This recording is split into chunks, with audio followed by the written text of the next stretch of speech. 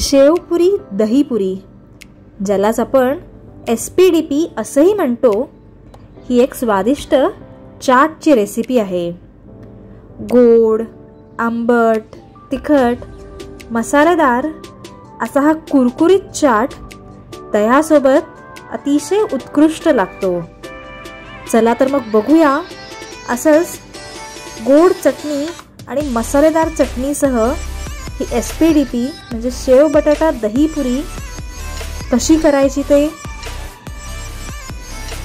त्यासाठी मी इथे दही घेतलेलं आहे आणि त्यात थोडंसं खडा मीठ घालून घेऊन हे छानपैकी फेटून घेते.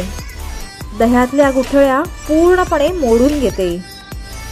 जर का तुम्हाला आवडत असेल तर तुम्ही यात पिठी साखरेचाही वापर करू शकता. आता आपलं दही छान फेटून झालेलं आहे. आपण इथे उकडून घेतलेला बटाटा कुस्करूनही घेतलेला आहे. त्यात चाट मसाला घालून घेऊया आणि हे मिश्रण छानपैकी एकजीव करून घेऊया.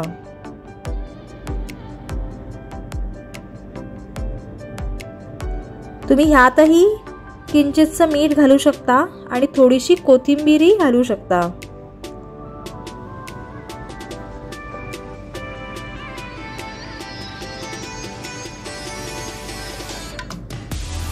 आता आपण ही पुरी सर्व करूया. त्यासाठी मी इथे चपट्या पुऱ्या घेतलेल्या आहेत, कारण त्या छान अशा क्रिस्पी लागतात. आपण इथे पाणीपुरीच्या पुऱ्यांचा वापर नाही करत आहोत. या स्पेशल अशा शेव बटाटा पुरीच्या पुऱ्याच घेतलेल्या आहेत आपण इथे. आता त्या पुऱ्यांवरती आपण हा उकडून घेतलेला बटाटा घालून घेऊया.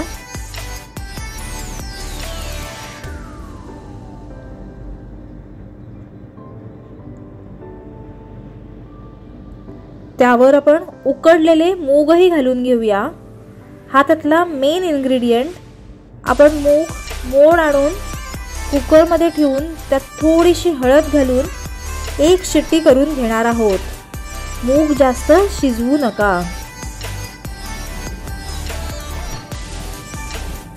आता आपण त्यावर बारीक चिरलेला कांदा टोमॅटोही घालून घेऊया.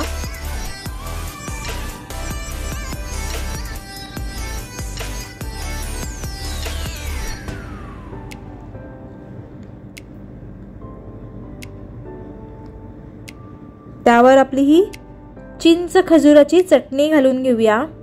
त्यासाठी आपण चिंच, गूळ आणि खजूर असं सगळं मिश्रण एकत्र करून घेतलेलं आहे. अशी ही आपली आंबट गोड चटणी आहे.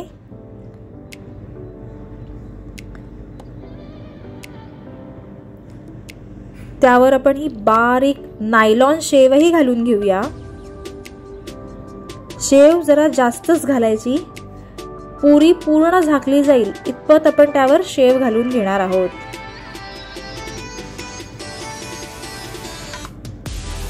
आणि त्यावर दही घालून घेऊया.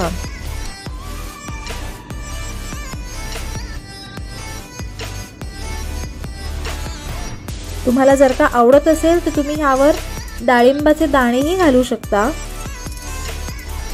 आता दही घातल्यावर आपण परत थोडीशी ही चिंचेची चटणी घालून घेणार आहोत आणि मग बारीक चिरलेल्या कोथिंबीरीने हे गार्निश करून घेणार आहोत.